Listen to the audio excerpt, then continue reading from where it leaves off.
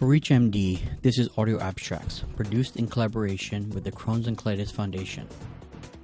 I'm Dr. Anish Patel, Chief of the Division of Gastroenterology and Hepatology and Director of the Inflammatory Bowel Disease Center at Brooke Emmett Medical Center in San Antonio, Texas. I am also a member of the Crohn's and Colitis Foundation's Rising Educators, Academics, and Clinicians Helping IBD group, or better known as ReachIBD. Today, I'll be reviewing an article published in the Inflammatory Bowel Diseases Journal titled Real-World Pattern of Biologic Use in Patients with Inflammatory Bowel Disease, Treatment Persistence, Switching, and Importance of Concurrent Immunosuppressive Therapy.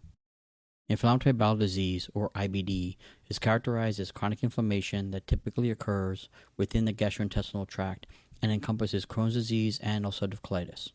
The etiology of the disease is multifactorial and involves the interplay of genetics, immune dysregulation, microbial disarray, and environmental factors.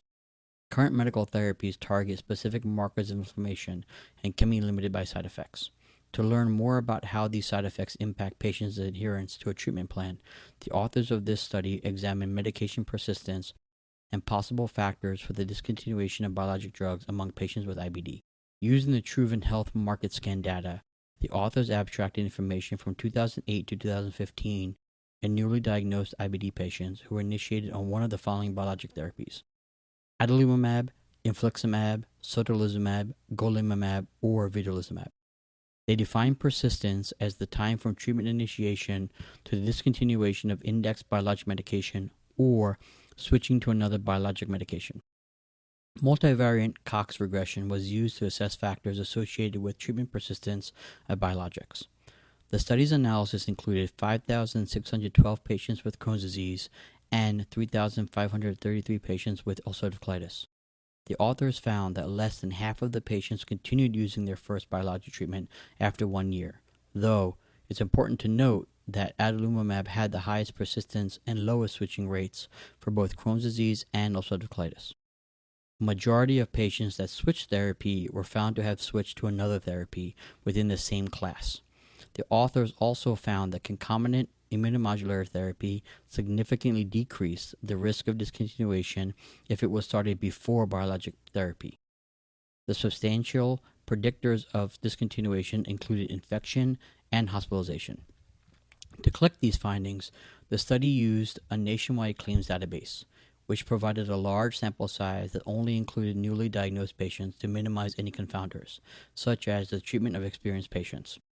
However, a claims database is limited to actual clinical experience and information, such as severity at the time of diagnosis, which can play a significant role in treatment persistence.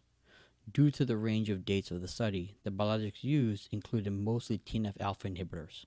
The analysis excluded vedolizumab due to a lack of sample size, and there was no inclusion of newer options such as ustekinumab and tofacitinib. Despite these limitations, the results of this study still help validate the practice patterns and utility of TNF therapy in IBD patients. The limited persistence of TNF inhibitors is well characterized in IBD, along with the potential benefit of concomitant immunomodulatory therapy with TNF-alpha inhibitors. The familiarity of TNF-alpha inhibitors and risk factors like infections have also been well characterized, and as such, can play a role in treatment persistence. If you're interested in this topic or others on Crohn's disease or ulcerative colitis, the Crohn's and Colitis Foundation's Inflammatory Bowel Diseases Journal provides the most impactful and cutting-edge clinical topics and research findings. For more information on the foundation, please visit crohnscolitisfoundation.org. This has been a presentation of audio abstracts, produced in collaboration with the Crohn's and Colitis Foundation. To revisit this episode and others from the series, visit reachmd.com/audio abstracts. This is ReachMD. Be part of the knowledge.